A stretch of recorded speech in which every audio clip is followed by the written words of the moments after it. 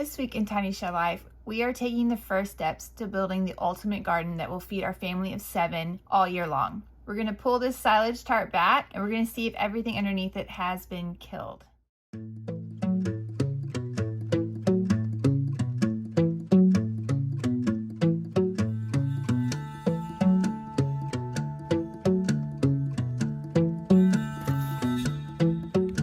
After about 4 weeks under the tarp, everything has been killed. We hit almost 90 degrees, so that was really helpful in killing everything off quickly. Now we have to figure out how we're gonna get this moved without ripping the tarp. And I think we're gonna take it to a baseball style where you fold, flip, and fold back. And having all the kids is really helpful. They did exactly what we wanted. It was actually really easy to do. I could not have asked for a better result. Once we got it in the new place, we put the sandbags back on. Hoffman mowed the area because now it's time to get it ready for some compost. We are following the No-Till Organic Vegetable Farm by Daniel Mays. I'll link the book that I'm using in the comment section below, but we want to do a no-till garden, but we are starting at ground zero. It's basically sand. It has no nutrients in it. I've done a soil test and it came back. It's just awful. We had 14 yards of mushroom compost delivered and it was just over $600. It was really expensive because my original plan was to do the entire 300 feet across the front of our property, but that would have been like $20,000.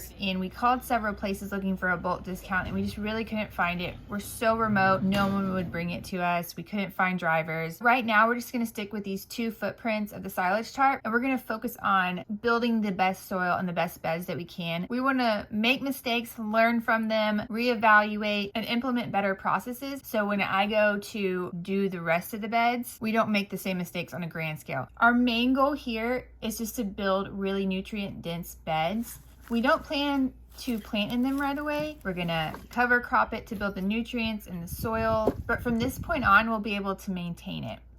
The really interesting thing that I noticed about this is that Hoffman and I did not ask the kids to help us at all. We don't have a tractor. We don't have any easy tools to like move the dirt around. We thankfully do have the Ranger, which we've owned for about a year, and that does help with a lot of the heavier chores, but all we have are shovels, a wheelbarrow, and the Ranger. This entire project was done by hand, and we got out there and we started doing it, and slowly the kids trickled in and started wanting to shovel the compost, wanting to help lay it down. You know, they were all there, and it was really fun to do this together. I think they took pride in being able to help us. They're already asking, what are we gonna grow? How much food is it gonna make? And so it's exciting that they get to see this process from start to finish. So if one day when they grow up and they wanna have their own garden or they wanna teach their kids, they've literally done this hand in hand with us from start to finish. I will definitely be keeping you updated on how much food this grows, what we're planting, where it goes wrong, what I wish I would have done differently. So I hope you enjoyed this video. I'd love to hear any questions you have.